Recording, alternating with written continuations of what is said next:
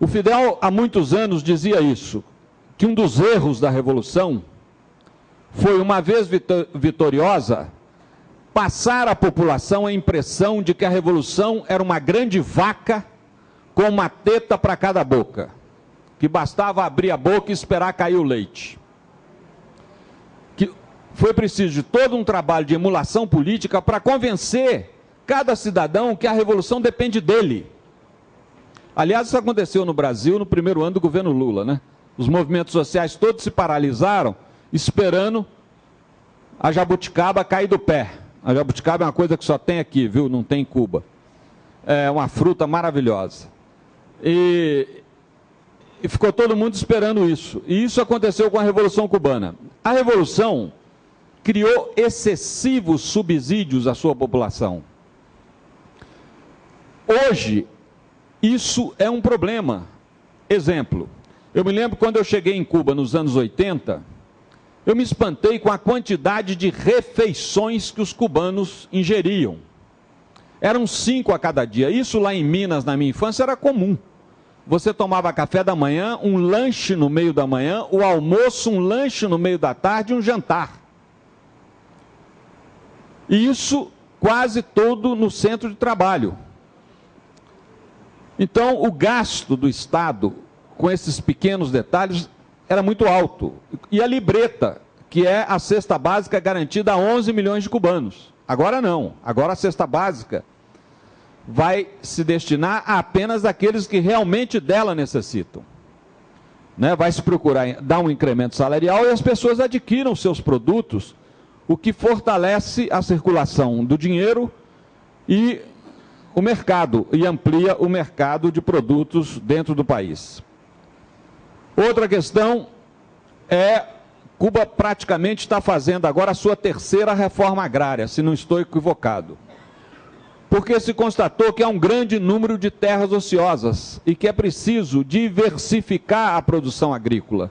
Durante muito tempo se bateu na questão da cana-de-açúcar, cana-de-açúcar, cana-de-açúcar, quando o país tem capacidade de produzir uma variedade enorme de outros produtos agrícolas. Vou dar 2 exemplos, que são vícios da positiva relação que Cuba tinha com a União Soviética. Positiva porque havia uma Guerra Fria, Cuba está nas barbas do tio Sam, e evidentemente que a União Soviética teve um papel importante na defesa e na solidariedade à Revolução Cubana. Mas era mais barato Cuba importar batata da Europa Oriental do que plantar em Cuba.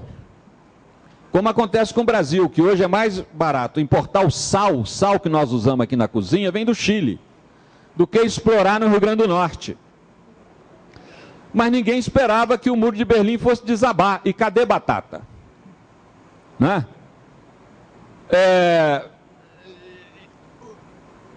Isso, por exemplo, quem ensinou... Hoje, um dos maiores exportadores de café do mundo é o Vietnã. E quem é que ensinou para os vietnamitas a plantar café? Os cubanos, que hoje importam café do Vietnã. E os vietnamitas falam, mas vocês nos ensinaram e estão importando?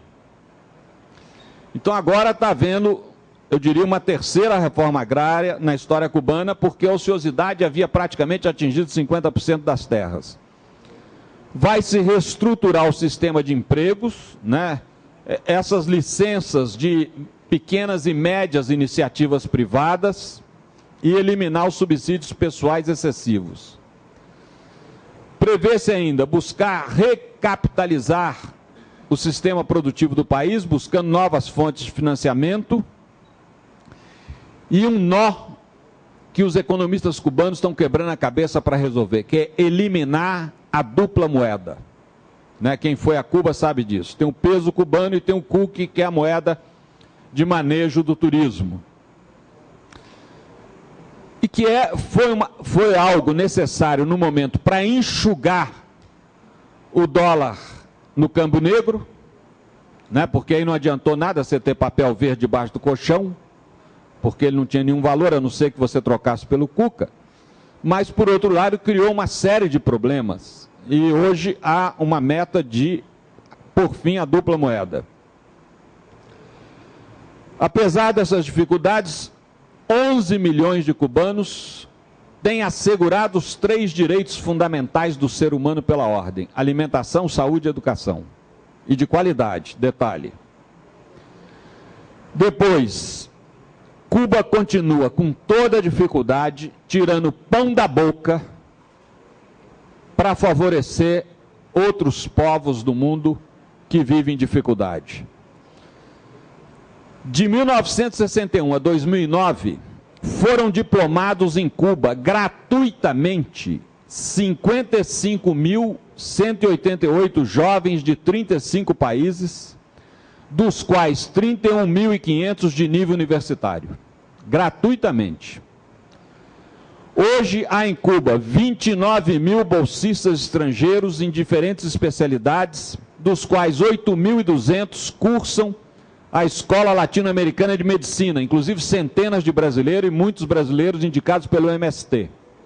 E que, lamentavelmente, nós não conseguimos ainda do governo federal o reconhecimento do diploma cubano aqui por causa do lobby dos médicos aqui.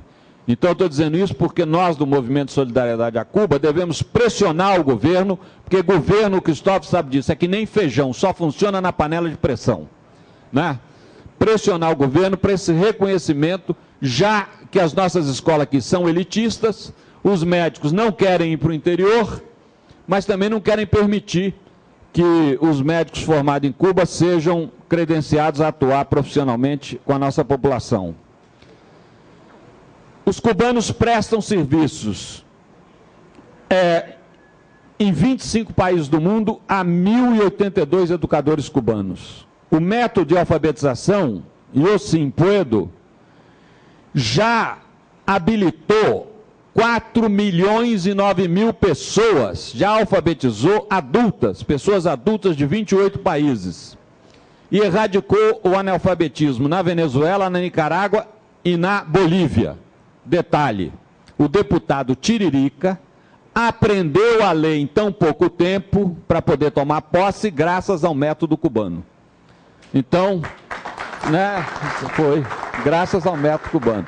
Logo que ele tomou posse, foi eleito, aí surgiu aquela polêmica, ele se internou numa fazenda e adotaram o método cubano, que tem uma agilidade de alfabetização fantástica. Ele foi alfabetizado pelo método cubano.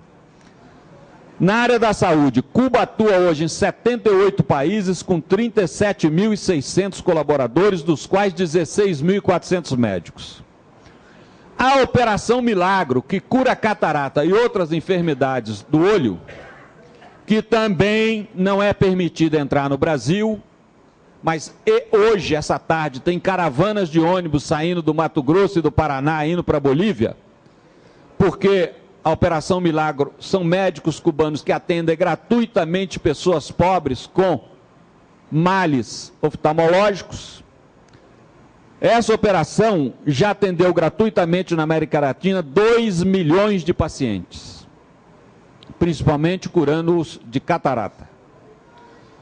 Portanto, como disse Raul, não estamos copiando nenhum país. Nós estamos buscando um caminho autônomo, ajustado às nossas características, sem renunciar minimamente à construção do socialismo. Hoje, Cuba está convencida de que a completa estatização da economia é inviável, daí a importância de manter empresas estatais ao lado do capital misto, com outras modalidades econômicas, como cooperativas, terras arrendadas, prestação de serviço por conta própria. E anota isso, Cristóvão, você que é senador da República. Para evitar corrupção nos contratos com o exterior, o governo cubano passa a aplicar esse princípio: quem decide não negocia e quem negocia não decide. Fantástico antídoto contra a corrupção. Você negocia, mas a decisão fica com outro grupo. E o grupo que toma a decisão não fez a negociação. Então, hoje, quais são os desafios que se impõem à revolução? Primeiro, aumentar as relações com países solidários com condições de recapitalizar a economia cubana, que é o caso do Brasil. Nesse ponto, governo Lula e governo Dilma têm sido, né, generosos com Cuba, solidários a Cuba, né? Isso é muito bom. Requalificação profissional daqueles que vão perder o seu emprego na estrutura estatal. Esse é um desafio que eles enfrentam. Depois, combate rigoroso à corrupção, contravenção, narcotráfico e economia paralela. Cuba tem mecanismos mais eficientes que o Brasil para isso. Aliás, nosso mecanismo é um queijo suíço, né? O rato passa por todos os buracos. Depois, a reeducação ideológica da juventude, ou a educação ideológica da juventude, que é outro desafio. Por quê? Porque com a aldeia global, é evidente que o capitalismo, né, a emulação capitalista, ela entra pelos poros. E esse é um desafio, que é outro equívoco das revoluções socialistas, que acreditavam que por haver uma revolução, todo bebê nascia socialista. Hoje nós sabemos, qualquer mãe sabe disso, que o bebê nasce naturalmente capitalista. Por isso que o capitalismo tem tanta força, porque todo bebê só pensa nele, né? O amor, o altruísmo, a solidariedade são produtos culturais. Depende da educação, né? Então, é preciso um processo permanente de reeducação.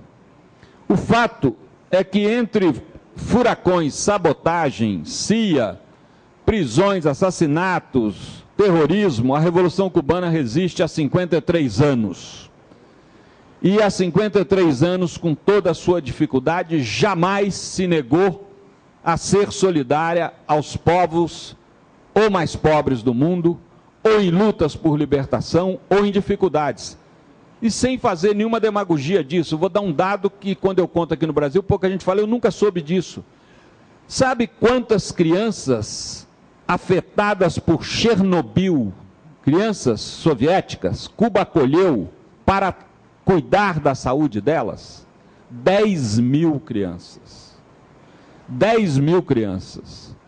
E várias catástrofes naturais do Brasil, como a que houve há 2 anos atrás no Acre, a primeira oferta de solidariedade ao governo brasileiro, que ficou com vergonha de aceitar, né, porque ficava mal na foto, foi de Cuba, disposta a mandar médicos e enfermeiros. E no caso do Haiti, essa solidariedade é exemplar. É tão exemplar que muitos países, como os países nórdicos, em vez de mandar o dinheiro para o Haiti direto, devido à tradição de corrupção, preferem mandar o dinheiro para Cuba e Cuba transforma esse recurso em médicos e trabalhadores que estão construindo hospitais e postos de saúde no Haiti. Então, Cuba transforma o dinheiro em trabalho efetivo de reconstrução do Haiti e de solidariedade. Eram aspectos que eu queria ressaltar e reforçar mais uma vez a importância da nossa incondicional solidariedade à Revolução Cubana por um detalhe simples. Por um detalhe, para quem é cristão aqui vai me entender. O maior dom de Deus é a vida. E o único país da América Latina onde todos têm assegurado estruturalmente o direito à vida é Cuba. Muito obrigado.